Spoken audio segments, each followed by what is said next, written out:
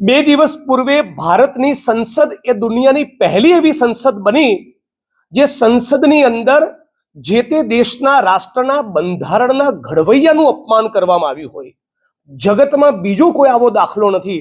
ભારતના ગૃહમંત્રી જે એક સમયે તડીપાર રહી ચૂકેલા છે અમિત શાહે ડોક્ટર બાબા સાહેબ આંબેડકરનું અત્યંત નિમ્ન શૈલીમાં અપમાન કર્યું અને ડોક્ટર આંબેડકર આંબેડકર આંબેડકર બોલવું જાણે ફેશન બની ગઈ છે એ પ્રમાણેના શબ્દોનો પ્રયોગ કરીને વર્ષો સુધી દાયકાઓ સુધી એમની પોતાની આરએસએસની શાખામાં સંવિધાન વિરોધી આંબેડકર વિરોધી જે તાલીમ થયેલી એ અમને અંદર જે પડેલું ઝેર એ બહાર એમણે ઓકી કાઢ્યું.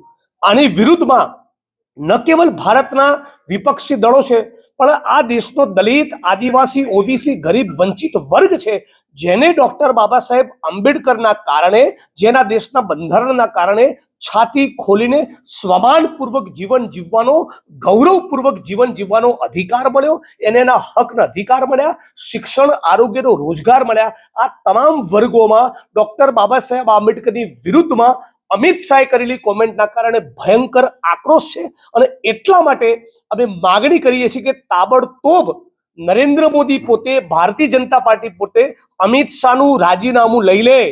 અમિત શાહના રાજીનામાથી ઓછું કશું જ અમને ખપવાનું નથી. અમે આ દેશના ઘડવૈયા, બંધારણના ઘડવૈયા બાબા સાહેબ આંબેડકરનું અપમાન કોઈ પણ સંજોગોમાં ચલાવવા નથી.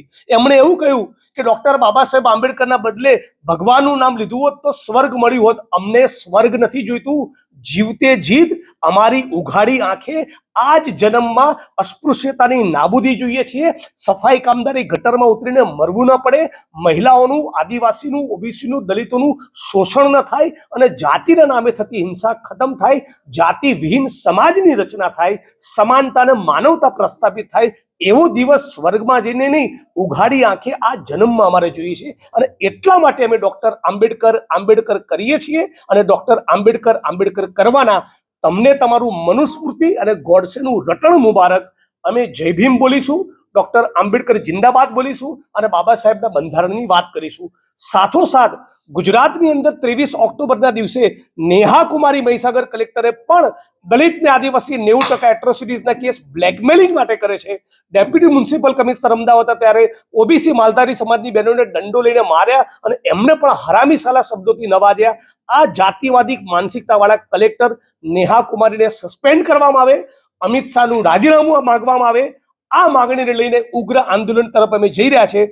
એની આ પ્રેસ કોન્ફરન્સના માધ્યમથી જાહેરાત કરીએ છીએ અને બાદ પણ ભારત સરકાર, ગુજરાત સરકાર ન જાગી તો આવનારા દિવસોમાં એક પ્રચંડ આંદોલન અને સ્વાભિમાન સંમેલન અમે દાહોદની ધરતી પર કરવાના છીએ.